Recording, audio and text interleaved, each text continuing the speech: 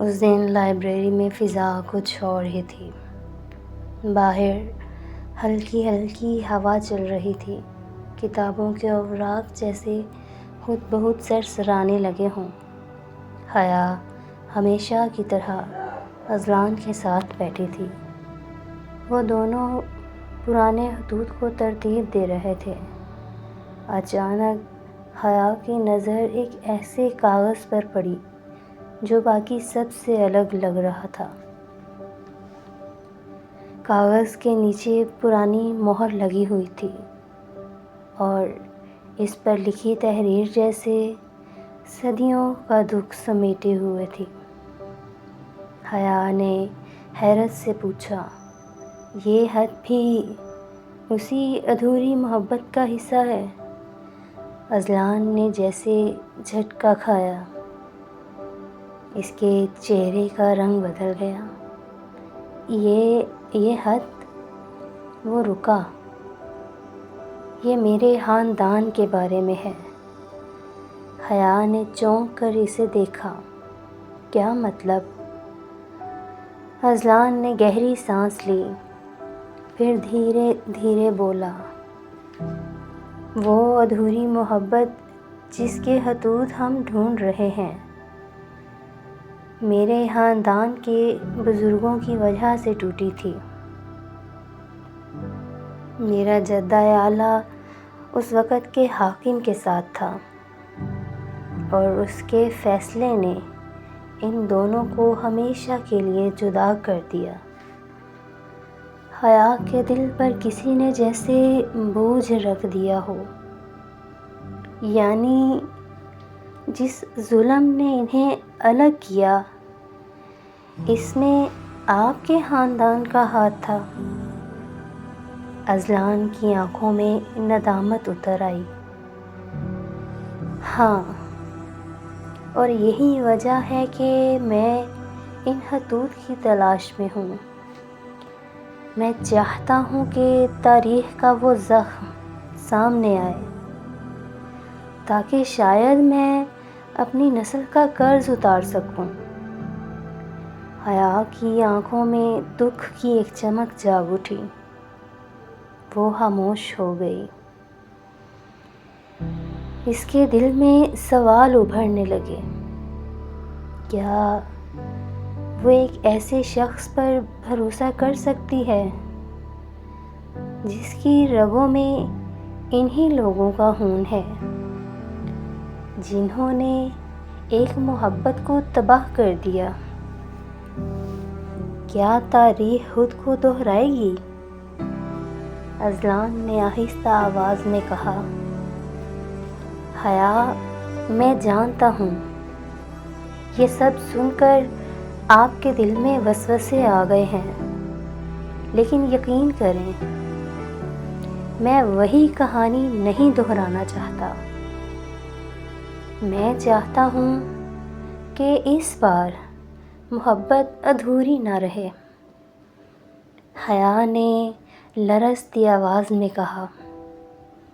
Azlan, یہ اتنا آسان نہیں ہے۔ ماضی کا بوجھ کبھی کبھی حال کو بھی ڈبو دیتا ہے۔ اذلان نے اس کے ہاتھ کو چھونے کی کوشش کی، مگر حیا نے جھجک کر ہاتھ پیچھے کھینچ لیا۔ ان دونوں کے بیچ ایک دیوار کھڑی ہو گئی تھی۔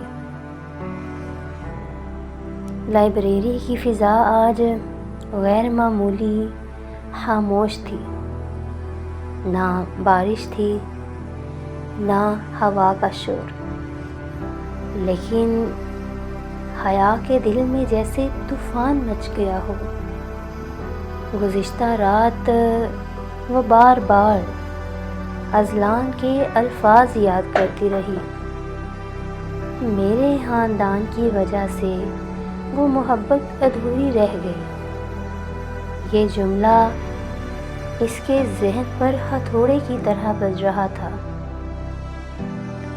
وہ آج لائبریری میں گئی بھی تو ایک فیصلہ لے کر۔ اذلان پہلے ہی وہاں بیٹھا تھا، جیسے اس کا انتظار کر رہا ہو، مگر آج حیا کے چہرے پر وہ نرمی نہیں تھی جو ہمیشہ ہوا کرتی تھی۔ حیا، آپ نے فون کیوں نہیں اٹھایا؟ اذلان نے پریشانی سے پوچھا۔ حیا کی نظریں جھکائے بغیر کہا، کچھ فیصلے انسان کو اکیلا لینا پڑتے ہیں۔ اذلان کے دل میں گھبراہٹ بڑھ گئی۔ کیا مطلب؟ حیا نے گہری سانس لی۔ میں لاہور چھوڑ رہی ہوں، مجھے یہاں مزید نہیں رہنا۔ اذلان کے ہاتھ سے قلم گر گیا۔ کیا؟ حیا، آپ ایسا کیوں کہہ رہی ہیں؟ کیا صرف اس لیے کہ میرا تعلق اس خاندان سے ہے؟ حیا کی آنکھوں میں آنسو اتر آئے۔ آپ سمجھتے کیوں نہیں؟ یہ محبت آسان نہیں ہے۔ آپ کے خون میں وہ تاریخ ہے جس نے محبت کو قتل کیا، اور میرا دل دوبارہ ٹوٹنے کی ہمت نہیں رکھتا۔ اذلان اٹھ کھڑا ہوا۔ اس کی آنکھوں میں درد اور شدت تھی۔ میں وہ کہانی نہیں دہرا سکتا حیا، میں وہ سب بدلنا چاہتا ہوں۔ میں چاہتا ہوں کہ اس بار محبت مکمل ہو۔ حیا نے سر جھکا لیا۔ شاید آپ چاہیں، مگر میں نہیں کر سکتی۔ میرے لیے یہ سب سہنا ناممکن ہے۔ اذلان نے بے چینی سے اس کا ہاتھ پکڑنے کی کوشش کی۔ ایک بار مجھ پر بھروسہ کیجیے حیا، صرف ایک بار۔ حیا نے دھیرے سے اپنا ہاتھ کھینچ لیا۔ آنسو اب آزاد ہو کر اس کے رخسار پر بہنے لگے۔ میں نے پہلے بھی بھروسہ کیا تھا، اور اس بھروسے نے مجھے توڑ دیا تھا۔ اس بار میں مزید نہیں ٹوٹ سکتی۔ یہ کہہ کر وہ مڑ گئی۔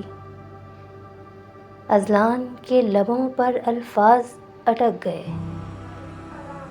لائبریری کی خاموشی ان دونوں کی خاموشی سے بھی زیادہ بھاری لگنے لگی۔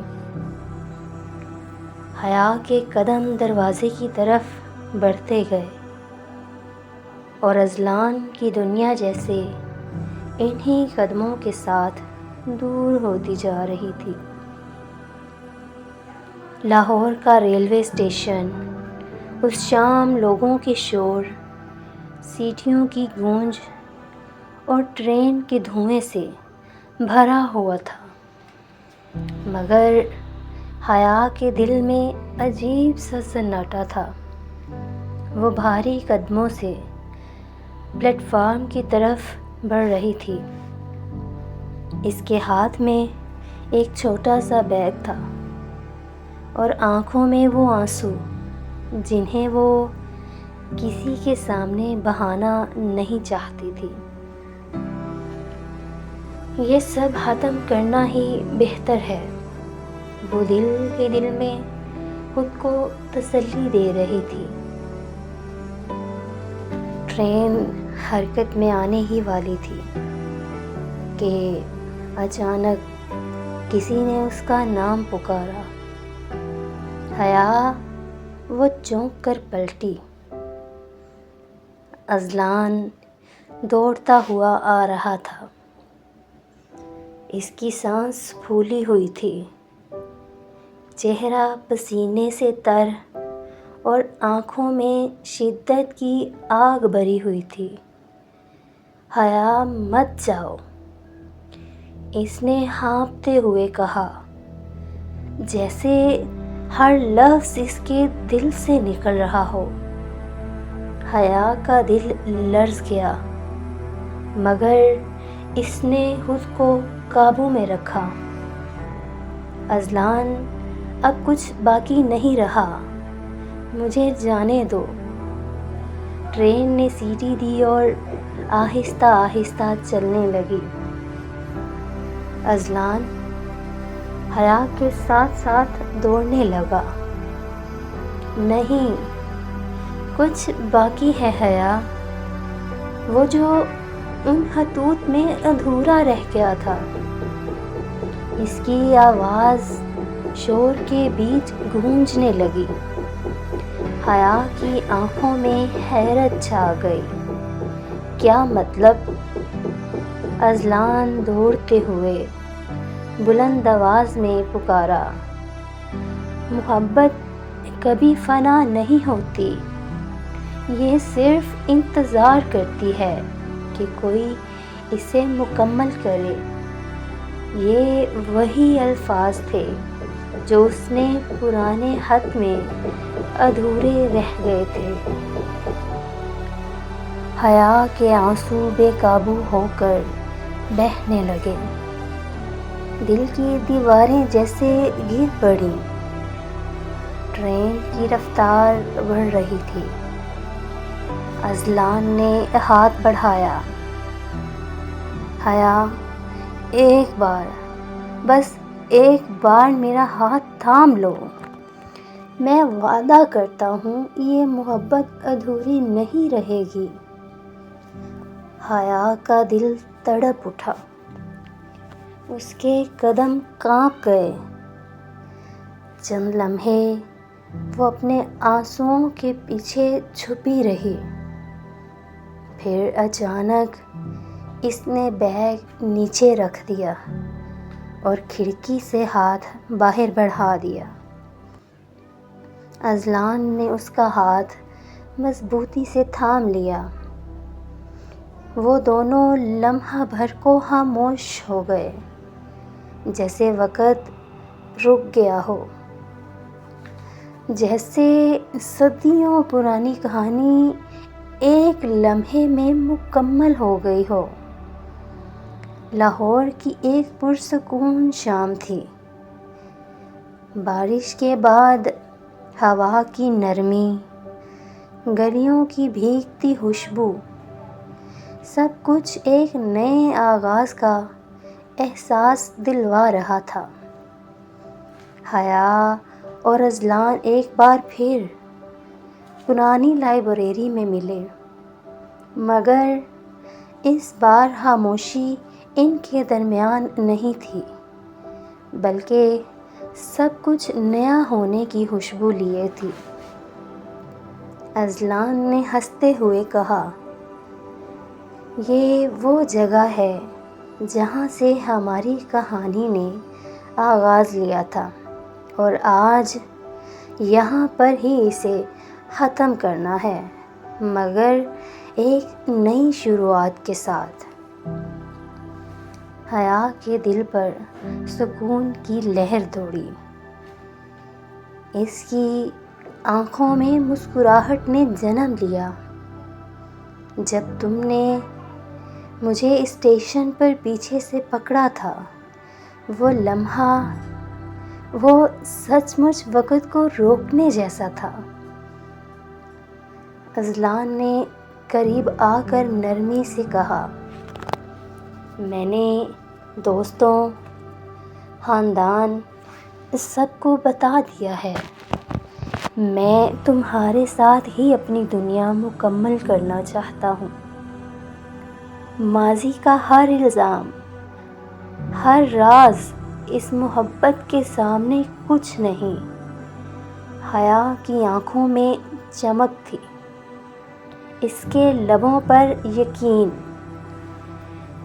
تم نے نہ صرف اپنی محبت کا اظہار کیا، بلکہ میرے دل کے ٹوٹے ہوئے حصے بھی جوڑے، اور میں جان گئی تھی اس محبت کو دوسری بار ادھورا نہیں ہونے دوں گی۔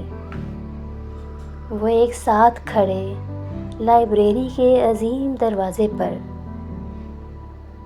ہر نیا سفر شروع کرنے کو تیار تھیں۔ اذلان نے جب حیا کا ہاتھ تھام کر کہا، محبت کی دستک نے ہمیں ایک دوسرے تک پہنچا دیا، اور آج ہم دونوں مل کر اسے ہمیشہ کے لیے مکمل کرتے ہیں۔ کسی معجزے کی طرح لائبریری کے دروازے پر روشنی پھیل گئی، کتابوں کی خوشبو اور محبت کے لہجے کا ملاپ ایک خوبصورت اختتام کا پیش خیمہ بن گیا۔ Thank you all for listening this novel. اب کو یہ کیسا لگا ناول، پلیز کامنٹ سیکشن میں مجھے ضرور بتائیے گا۔ Thank you.